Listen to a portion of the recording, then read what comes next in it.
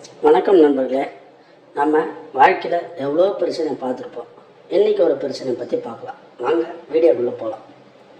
அந்த அதிகாலை வேளையில் கடிகார முள் நகரும் சத்தம் மட்டும் நிசப்தத்தை உடைத்து கொண்டிருந்தது. பக்கத்தில் மதுமிதா ஆழ்ந்த உறக்கத்தில் இருந்தாள். ஆனால் அந்த உறக்கத்திலும் அவள் என் கையை பலமாக பிடித்து கொண்டிருந்தாள். நான் எழுந்து போய்விடக்கூடாது என்பதற்காக அல்ல.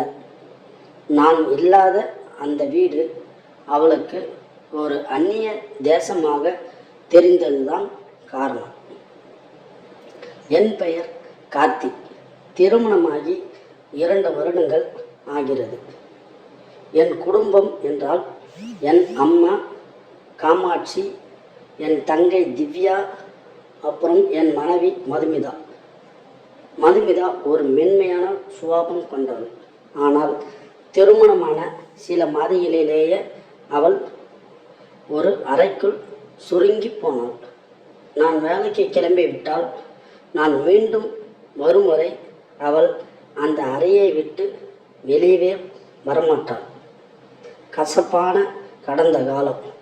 திருமணமான புதிதில் மதுமிதா மிகவும் கலகலப்பாகத்தான் இருந்தாள். சமையல் அறையில் அம்மாவுக்கு உதவி செய்வதும் திவ்யாவுடன் சேர்ந்து அரட்டை அடிப்பதுமாக இருந்தாள். ஆனால் ஒரு நாள் நான் வேலையிலிருந்து வரும்போது மதுமிதா அறையில் அழுது கொண்டே முடங்கி கிடந்தாள். அம்மாவிடம் கேட்டபோது, உன் பொண்டாட்டிக்கு என்னவோ பெரிய ராஜகுமாரிங்கிற நினைப்பு கார்த்திக். நான் ஒரு வேலை சொன்னால் அதுக்கு 1000 முகம் காட்டுறான். திவ்யா அவகிட்ட ஒரு உதவி கேட்டதுக்கு உன் அண்ணன்கிட்ட சொல்லி செய்யன்னு திமுறா பேசுகிறான். என் பொண்ணு அழுதுகிட்ட நிற்கிறத பார்க்குத எனக்கு ரத்தமே கொதிக்குது என்றாள். மதுமிதாவிடம் கேட்டால், இல்லைங்க, நான் அப்படி சொல்லலை, அவங்க தான் என்னை என்று ஆரம்பித்தார்கள். ஆனால் அம்மாவின் கண்ணிற்கு முன்னால் மதுமிதாவின் நியாயங்கள் எனக்கு தெரியவில்லை. அம்மா சொல்றதை கேட்டு நட, அவங்க பெரியவங்க என்று ஒரு வார்த்தையில் அவளை அடக்கிவிட்டேன். அன்றிலிருந்து அவள் மௌனமானாள்.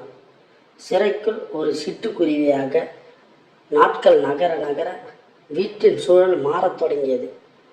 நான் வீட்டில் இருக்கும்போது மட்டுமே மதுமிதா சமையல் அறைக்கோ அல்லது ஹாலுக்கோ வருவாள். நான் குளிக்க சென்றால் கூட அவள் அந்த அறைக்குள்ளேயே எனக்காக காத்திருப்பாள். ஒரு முறை ஞாயிற்றுக்கிழமை நான் வெளியே கடைக்கு சென்றிருந்தேன். திரும்பி வந்தபோது மதுமிதா அறைக்குள் தாகத்தால் தவித்து கொண்டிருந்தாள். ஒரு கிளாஸ் தண்ணீர் எடுக்க கூட அவள் வெளியே வரவில்லை. ஏன் மது, தாகமாக இருந்தால் வெளியே வந்து தண்ணீர் குடிக்க வேண்டியது தானே, ஏன் இப்படி பதுங்கி கிடக்கிற என்று கேட்டேன். அதற்கு அவள் சொன்ன பதில் என் நெஞ்சை உலுக்கியது. நான் வெளியே வந்தா அம்மா ஏன் எதுக்குன்னு தொலைச்சி எடுக்கிறாங்க. திவ்யா நான் எதை தொட்டாலும் அது என் அண்ணன் கஷ்டப்பட்டு வாங்கினது, நீ ஏன் கையை வைக்கிற அப்படின்னு கேட்குறாங்க. நான் அங்கே வர்றதுக்கு அவங்களுக்கு பிடிக்கலைங்க.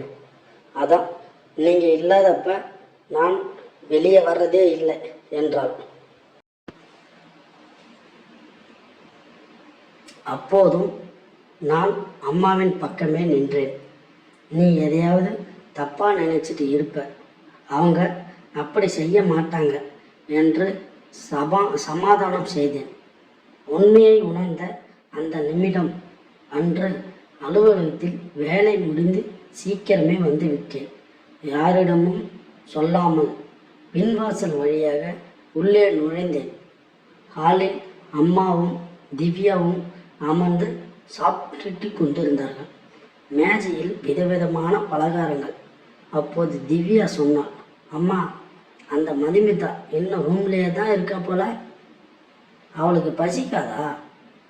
அம்மா ஏளனமாக சிரித்தார். பசிக்கட்டும்டி, அப்போ தான் நம்ம அருமை தெரியும். அவள் வெளியே வந்தால் தானே சாப்பிட முடியும். உன் அண்ணன் வரும்போது மட்டும் அவளுக்கு பரிமாறுவேன்.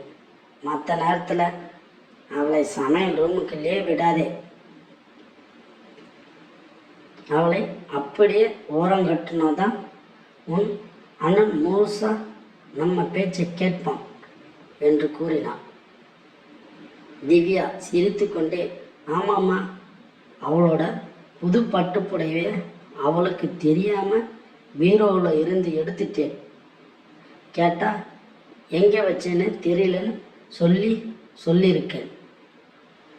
அண்ணன் கண்டிப்பாக அவளை பொறுப்பில்லைன்னு தான் திட்டுவான் என்றாள். என் காதுகளில் ஈயம் காய்ச்சி ஊற்றியது போல் இருந்தது. என் மனைவி எவ்வளவு பெரிய நரகத்தில் நான் தள்ளியிருக்கேன் என்பது அப்போதுதான் எனக்கு புரிந்தது. மாறிய கார்த்திக் நிசப்தமாக அந்த இடத்திலிருந்து விலகி மெல்ல அறைக்குள் நுழைந்தான். மதுமிதா ஒரு மூலையில் சோகமாக வழக்கம் போல் அமர்ந்திருந்தாள். என்னை பார்த்ததும் அவள் முகத்தில் ஒருவித நிம்மதி. அப்பாடா, வந்துட்டீங்களா?